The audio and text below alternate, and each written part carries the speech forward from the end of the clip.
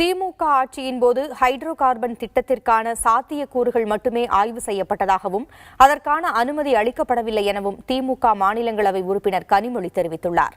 இதுகுறித்து அவருடன் நமது செய்தியாளர் நிரஞ்சன் நிகழ்த்திய கலந்துரையாடலை இப்பொழுது பார்க்கலாம்.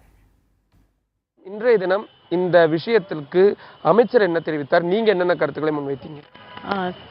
தளபதி ஸ்டாலின் அவர்கள் ஒரு கடிதம் பெட்ரோலியத்துறை அமைச்சருக்கு ஒரு கடிதம் எழுதியிருந்தார்கள். மக்களின் கருத்துக்கு எதிராக எந்த முடிவையும் அரசாங்கம் எடுக்கக்கூடாது, மக்களுடைய உணர்வுகளை மதிக்க வேண்டும் என்று அந்த கடிதத்திலே எழுதியிருந்தார்கள். அதை நாங்கள் அவரிடம் எடுத்துரைத்தோம். அது மட்டும் இல்லாமல் மக்கள் இப்பொழுது போராடி கொண்டிருக்கிறார்கள். தங்களுடைய அடிப்படை வாழ்வாதாரத்தையும் விளைநிலங்களையும் காப்பாற்றுவதற்காக போராடி கொண்டிருக்கிறார்கள். அதை கெடுக்கக்கூடிய வகையிலும் தமிழ்நாட்டில் இருக்கக்கூடிய இயற்கை வளங்களையும் விவசாயத்தையும் பாதிக்கக்கூடிய எந்த முடிவையும் அரசாங்கம் எடுக்கக்கூடாது என்பதை பற்றி எடுத்துரைத்தோம்.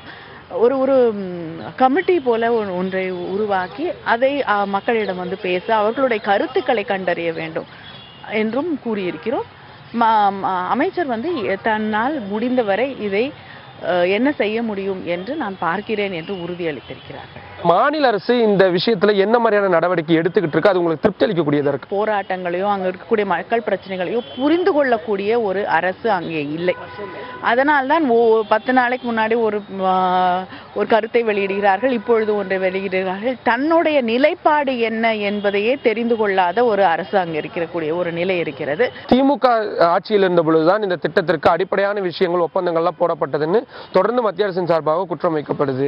திமுக ஆட்சியில் இருந்த பொழுது அதற்கான ஒரு எக்ஸ்ப்ளோரேஷன் தான் நடந்தது. இதை வந்து கொண்டு வருவதற்கான அனுமதியை திமுக அரசாங்கம் கொடுக்கவில்லை. ஒரு சாத்தியக்கூறுகள் மட்டும்தான் ஆராயப்பட்டதே தவிர இதை வந்து இந்த திட்டத்தை கொண்டு வருவதற்கான அனுமதியை திராவிட முன்னேற்ற கழகம் வழங்கவில்லை என்பதை நாம் புரிந்து கொள்ள வேண்டும். ஏதோ ஒரு இடத்துல உட்கார்ந்துட்டு இது வந்து நல்ல திட்டம், அதை மக்கள் எதிர்க்கிறார்கள், அங்கே இருக்கக்கூடிய கட்சிகள் எதிர்க்கிறார்கள் என்று தவறான கருத்தை பரப்புவதை விட்டுவிட்டு மக்களை சந்தித்து மக்களிடம் பேச, அங்கே இருக்கக்கூடிய போராட்ட குழுவினருடன் அங்கே போராடக்கூடிய மக்களிடம் வந்து எந்த விதத்திலே அது மக்களுக்கு நன்மை செய்யக்கூடிய திட்டம் என்பதை விளக்கவாது செய்ய வேண்டும்.